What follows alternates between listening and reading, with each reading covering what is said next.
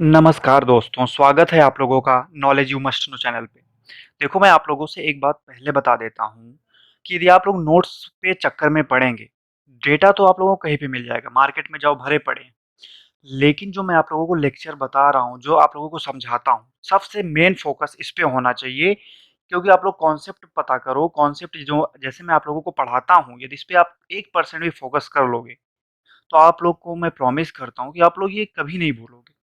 आप लोग ये पूरा वीडियो देखिए, उसके बाद यदि आप लोगों को पसंद हो तो चैनल सब्सक्राइब करना, लाइक करना, शेयर कर देना। तो आज का जो हमारा टॉपिक है, ये थर्ड पार्ट है कि हमने पहले देख चुका हूँ कि अंग्रेज़ों ने पुर्तगालियों के साथ रिलेशन बना लिया था और फिर डचों को कैसे भगाया था। अब हम यहाँ पे देखेंगे कि जो अंग्रेज़ थे, उन्होंने भारत पर कब्ज़े करने के लिए कैसे कदम बढ़ाया था। तो सबसे पहले जो अंग्रेज़ थे, जो ब्रिटिश ईस्ट इंडिया कंपनी थी, इसकी स्थापना यूरोप में हुई थी 1600 एडी में। और फिर 8 साल में मतलब कि 7 साल बाद इंडिया में इसकी स्थापना हुई थी 1608 एडी में।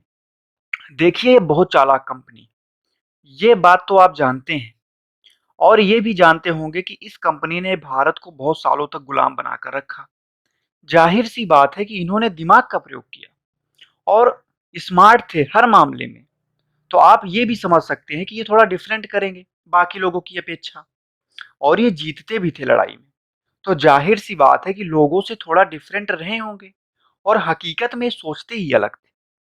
भारत में आए ये लोग 1 साल में 2 तरीकों पर काम किया। पहला, भारत में सबसे बेहतर लोकेशन पर फैक्ट्रियाँ बनाई जाए, जहाँ पर ट्रेड बहुत अच्छा हो। और दूसरा ये था कि भारत की सरकार से बहुत अच्छा संबंध बनाया जाए। भाई अगर आप किसी देश में फैक्ट्री या कंपनी लगाने जाओ, वहाँ के देश से आपका संबंध बहुत अच्छा हो और वहाँ पर ऐसी जगह फैक्ट्री लगाओ जहाँ बिज़नेस बहुत ज़्यादा हो।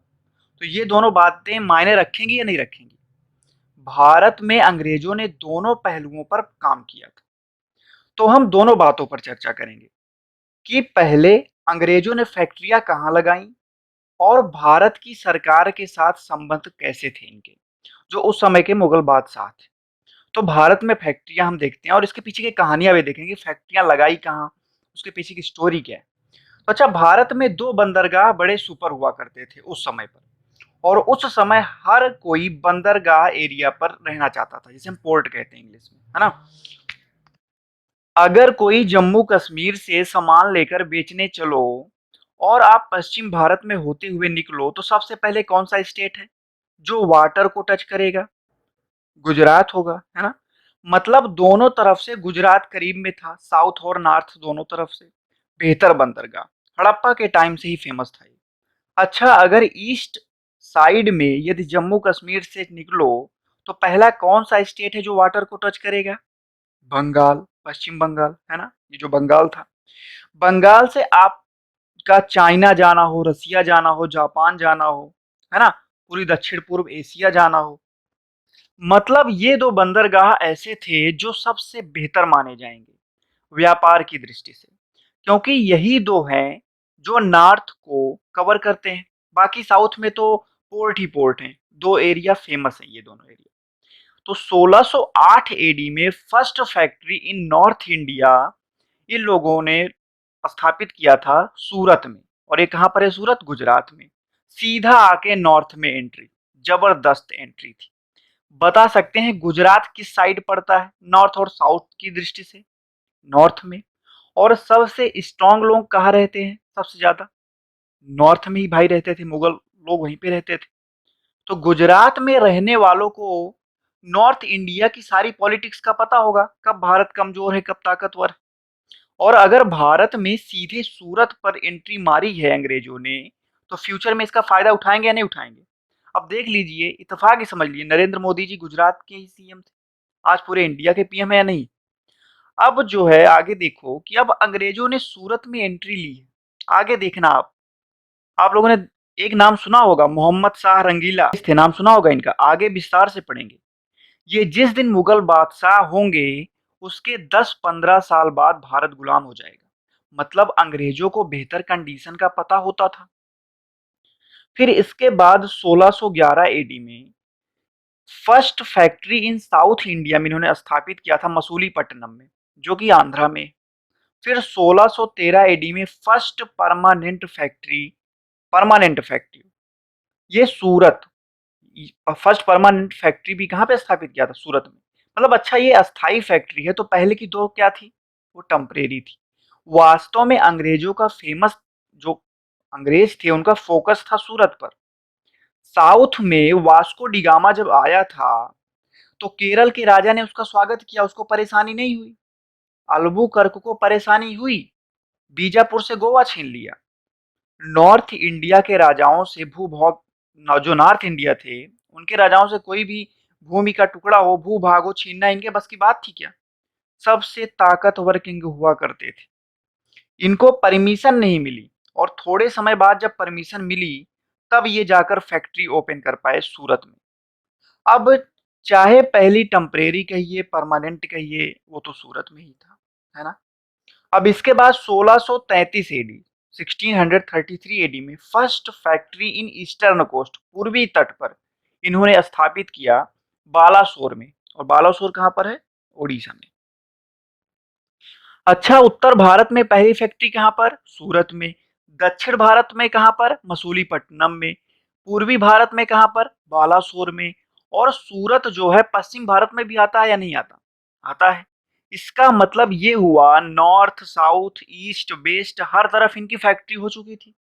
अगर इनको इंडिया की कंडीशन जाननी हो तो बेहतर जानेंगे या नहीं जानेंगे? बेहतर जानेंगे। ये चार फैक्ट्रियां हैं जो पूछी जाती है एग्जाम। अच्छा, अब इसके बाद 1639 एडी मद्रास में इन्होंने एक फैक्ट्री स्थापित किया और उस फैक्ट्री का नाम भी रखा फोर्ट ऑफ सेंट जॉर्ज। अच्छा, आज तक किसी फैक्ट्री का नाम रखा था अंग्रेजों ने? नहीं रखा था। पहला नाम रखा, मतलब यह फैक्ट्री बाकियों से भी अच्छी होगी, यहाँ की फैक्ट्री फेमस है, तो इन्होंने इसका नाम रख दिया। लेकिन आपको आश्चर्य होगा, यहाँ पर फोर्ट मतलब क्या? किला होता है। अब देखो, बाहर से किला और अंदर से फैक्ट्री है।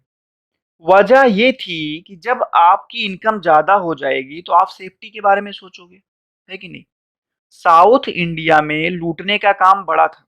भाई पता लगा 200-400 लोग आए और लूट कर सब लेकर चले गए। बाहर से किला बनवा रहे हो और अंदर से कंपनी का काम करते थे अंग्रेज लोग। देखो एक एग्जांपल बताता हूँ मैं आपको कि महाराष्ट्र कहाँ पर पड़ता है? साउथ में है ये, है ना? साउथ में पड़ता है। शिवाजी को जानते होंगे आप लोग, महाराष्ट्र से ऊपर गुजरात था। शिवाजी को पता था कि गुजरात में अंग्रेजों की फैक्ट्रियां हैं। शिवाजी को जब पैसे की जरूरत होती थी तो ये जाते थे, अंग्रेजों को पीटते थे, जितना पीट पाते थे पीटते थे। उसके बाद लूट कर जो भी पैसे होते थे लूट कर चले आते थे। दो बार लूटा था शिवाजी ने, 1664 और 1670 एडी में।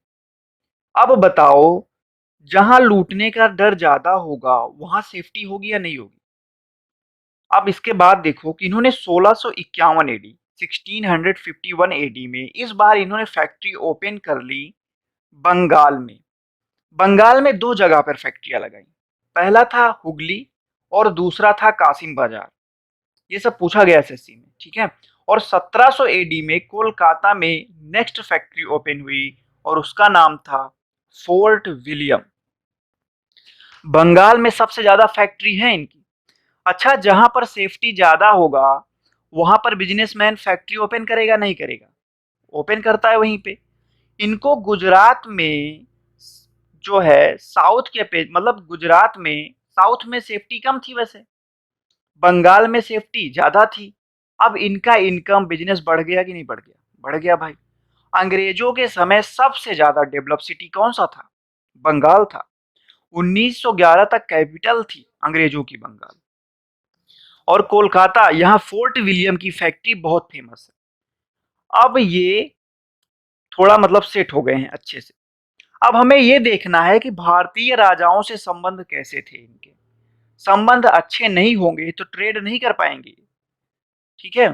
तो इसमें हम देखते हैं कि सबसे पहले भाई संबंध कैसे बने। तो संबंध कैसे बने थे? ट्रेवलर्स के थ्रू। तो हम देखेंगे कि सबसे पहले ट्रेवलर्स कौन कौन आए थे, है ना।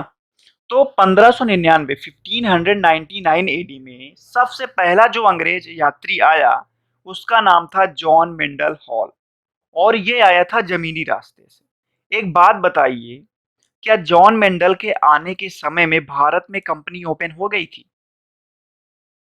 यूरोप में? दोनों जगह नहीं हुई थी। यह व्यक्ति तब आया जब कंपनी ओपन नहीं हुई थी। लेकिन इसकी विशेषता थी कि ये मुगल बादशाह अकबर के टाइम पे आया था और दूसरी बार यह व्यक्ति जमीनी रास्ते से आया था। मतलब दूसरी बात यह है कि यह जमीनी रास्ते से आया था, जो अब तो बंद हो चुका है ना? यह व्यक्ति बड़ा रिस्क लेकर आया था और अंग्रेज तो रिस्क लेने का ही काम करते थे। कोई बड़ी बात नहीं है। जब ये अमेरिका पहुंचे थे तो इनको पता था कि वहां पे इंसान मिलेगा डायनासोर। अफ्रीका में पहुंचे कहाँ-कहाँ घुस जाते थे। कई बार तो ऐसे-ऐसे मच्छर काटते इन्हें कि मर जाते और पता भी नहीं चलता कि कौन सी बीमारी हुई है। दुनिया भर में रिसर्च करके रिस्क लेकर डेवलपमेंट किया इन्होंने। बहुत रिस्क लिया इन्होंने। फ्यूचर में इसको इसका फ़ायदा मिलेगा कि नहीं मिलेगा? इसका फ्यूचर में इनको फ़ायदा मिलता था। दुनिया में हम भी जाते थे, हम लोग भी जाते थे, लेकिन हम लोगों का टारगेट अलग होता था। हमारा टारगेट रिसर्च या डेवलपमेंट होता था, हमारा टारगेट तरीका सबसे अलग होता था, है ना? वही वाली बात हो गई, जब जग घूमया थारे जैसा न कोई। ऐसा नहीं हम नहीं घूमते थे हम लोग भी, बस टारगेट अलग होता था। आज हॉलीवुड जो मूवी है उसको देखो, इसकी इनकी मूवी में इनका इतिहास दिखता है। यहाँ जा रहे हैं, ये खोज रहे हैं, लड़ाई कर रहे हैं, मर रहे हैं, यही करते थे ये लोग पहले। हमारी भूमि में हमारा इतिहास दिखता है, हमारा अंदाज ही अलग है। जाहिर सी बात है कि अंग्रेज का यह यात्री स्थल मार्ग से आया और अपने समय में, लेकिन पहला यात्री जो ब्रिटिश ईस्ट इंडिया कंपनी का था वह 1608 ईस्वी में आया और इसका नाम था विलियम हॉकिंस। और यह जिस जहाज से आया था उसका नाम था हेक्टर और यह जेम्स फर्स्ट का राजदूत राजदूत था, एम्बेसडर था और जहांगीर के दरबार में आया था। जब मैं आपको बता दूं कि यह व्यक्ति फारसी लैंग्वेज सीख कर आया था, बड़ी मेहनत किया था, फारसी में बात करता था जहांगीर से। 3 साल तक आगरा के बाहर इंतजार करता रहा यह व्यक्ति, क्योंकि पुर्तगाली नहीं चाहते थे कि यह जहांगीर से मिले। और दूसरी बात यह थी कि यह अपने आप में बड़ा बिजी रहता था, जहांगीर इंसान जो था। 3 साल तक ब्रिटेन के राजा का राजदूत 3 साल तक लाइन में लगा रहा। क्या मुलाकात का समय दिया जहांगीर ने? अगर आप ध्यान से ध्यान दो तो आपको पता चल जाएगा कि क्या हैसियत थी भारत की उस समय। 3 साल बाद छोटी सी मुलाकात हुई विलियम हॉकिंस को, थोड़ा बेनिफिट मिला, लेकिन फैक्ट्री लगाने की परमिशन नहीं मिली। मतलब कि आप लोगों को बताया था शुरुआत में ही कि फैक्ट्री टेम्परेरी थी, परमानेंट नहीं। और वैसे भी अंग्रेज हार नहीं माने। सन 1615 एडी में राजदूत सर टॉमस रो को भेज दिया भारत। जेम्स फर्स्ट का यह भी राजदूत था और यह व्यक्ति भारत में आकर मिला जहांगीर से अजमेर में, राजस्थान में। अंग्रेजों ने कहा कि भाई पता करो कि जहांगीर को क्या पसंद है, गिफ्ट दिया जाए, कुछ लालच दिया जाए, व्यापार अच्छा किया जाए भाई, यहाँ पे उसको मना के थोड़ा। लोगों ने कहा कि हीरे जवाहरात की तो कमी ही नहीं है, क्या लालच दोगे आप उन्हें, भारत के बादशाह को। अंग्रेजों ने कहा भाई कुछ तो पता करो भाई, क्या कुछ तो पसंद होगा इसको। लोगों ने कहा कि जो जो उसको पसंद है, उसके पिता जो भारत के बादशाह थे वे नहीं दिला पाए उनको, वे नहीं पूरा कर सके, तो तुम्हारी क्या हैसियत। अंग्रेजों ने कहा भाई कुछ तो बताओ, ऐसे तो काम नहीं चलने वाला। तो लोगों ने कहा कि एक चीज और पसंद है इसे, पेंटिंग पसंद है, चित्रकारी का बहुत शौकीन शौकीन था जहांगीर। ये कहता था कि कई पेंटर मिलकर अगर एक पेंटिंग बना दें तो मैं बताऊंगा कि आंख किसने बनाई, नाक किसने बनाई। डायलॉग तो गजब का था, बड़ी अच्छी जानकारी थी इसको भाई। यह व्यक्ति टॉमस रो अपने साथ दो चीज लेकर आया था, पेंटिंग और घड़ी। अब देखो कि जब ये अजमेर में मिला जहांगीर से तो कहा सर आपके लिए घड़ी लाया हूं। अगर कोई ऐसा किंग होता, सोचो जरा, जो थोड़ा क्रिएटिव होता, सपोर्ट करता या नहीं करता साइंस, साइंस था ही तुरंत लाइक कर देता, सपोर्ट कर देता। लेकिन आप इसकी हरकतों से तो वाकिफ हैं। अगर इसको घड़ी पसंद आती तो भारत की घड़ी भी राइट टाइम बताने लगती। साइंस से हम भी आज बड़े आगे होते, है ना? इनको बंदूक बनानी थी, ये कहीं और व्यस्त थे, लेकिन इसने घड़ी उठाकर साइड में रख दी। पेंटिंग जब दिया तो खुश हो गया, ब्रांडेड थी, इंपोर्टेड थी। और एक बार मुगल किंग खुश होते तो बड़े बड़े डायलॉग फेंकते थे। मांगो, क्या मांगते हो? मोगेम्बो खुश हुआ, जो मांगोगे मिलेगा। इनको लगता था कि ऐसा क्या है दुनिया में जो हम नहीं दे सकते इनको। बहुत सारा रिलैक्स दिया इन्होंने टॉमस रो को।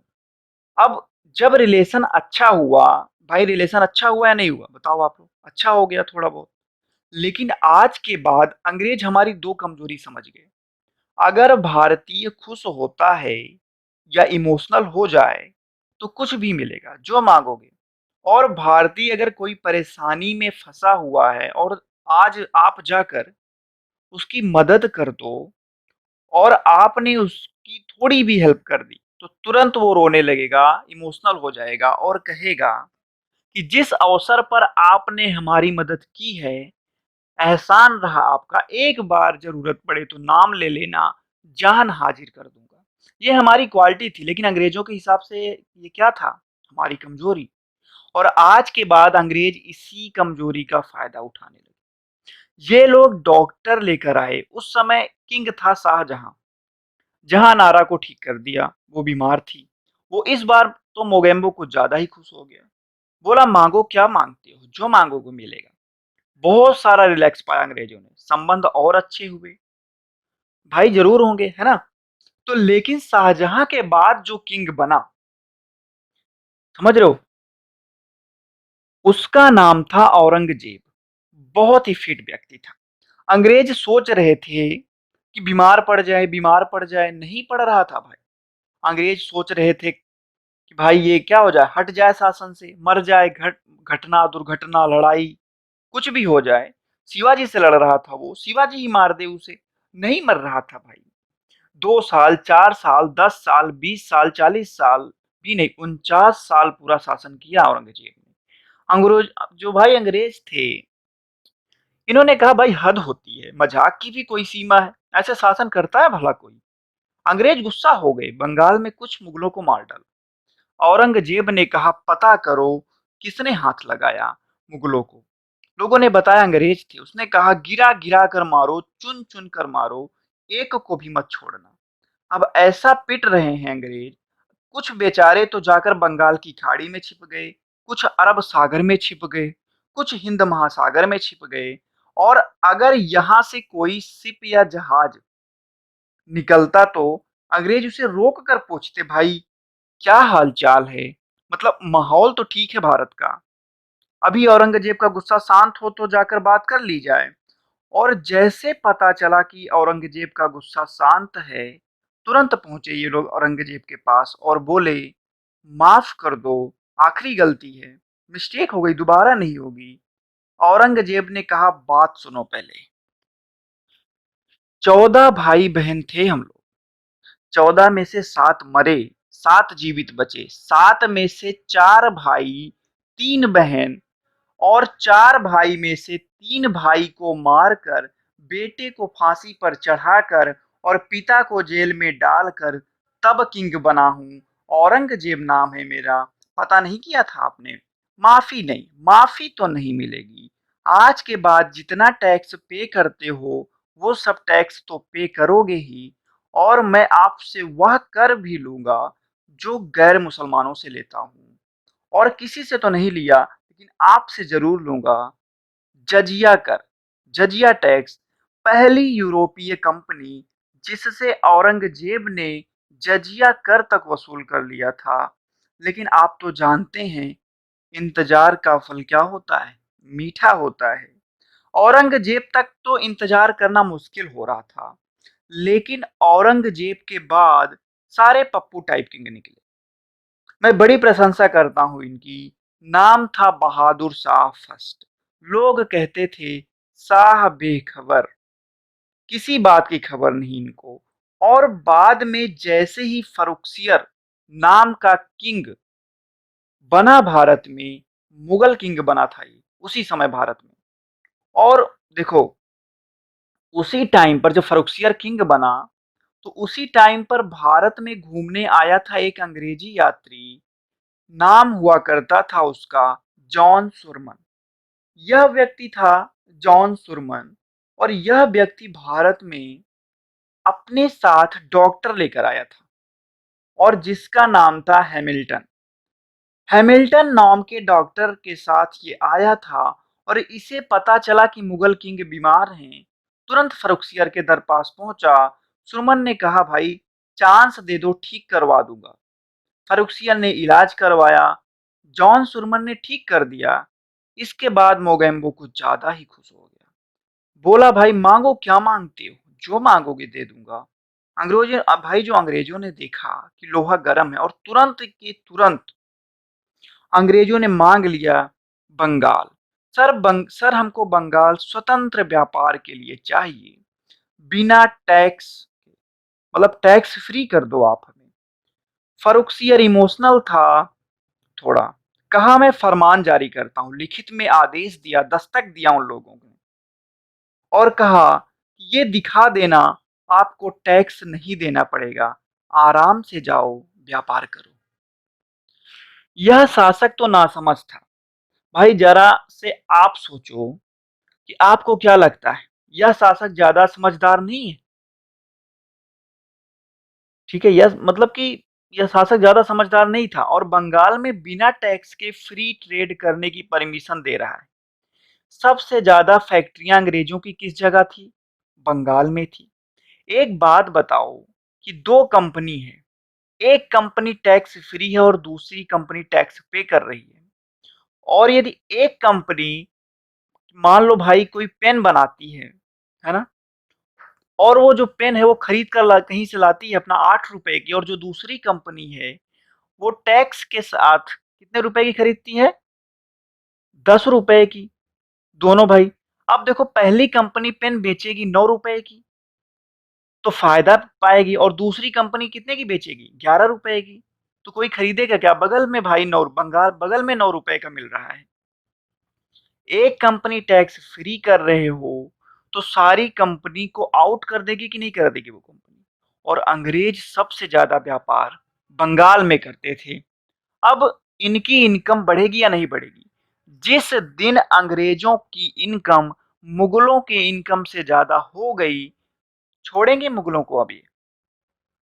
अब आप सोच सकते होंगे कि मुगल तो भाई बहुत ज्यादा अमीर थे, बहुत ज्यादा रिच थे, अंग्रेजों की इनकम मुगलों से कैसे ज्यादा हो जाएगी? मैं आपको फिर से बता दूं कि फर्रुखसियर के बाद ही किंग बने थे मोहम्मद शाह रंगीला।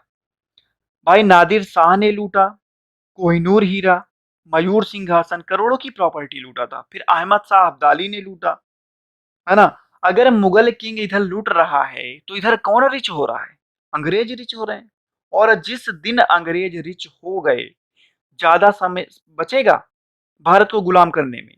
राजा राम मोहन राय को राजा का टाइटल किसने दिया था? अकबर सेकंड नाम के एक मुगल किंग ने। क्यों दिया था? पेंशन बढ़वाने के लिए राम मोहन राय को कहां पे राजा का टाइटल देकर ब्रिटेन में भेजा गया था। बेचारे वहीं गए, मर गए, वापस नहीं आ पाए। मुगलों को बिठाकर बाद में अंग्रेज पेंशन देते थे। अब आप समझ सकते हैं दोनों संबंधों में क्या थे।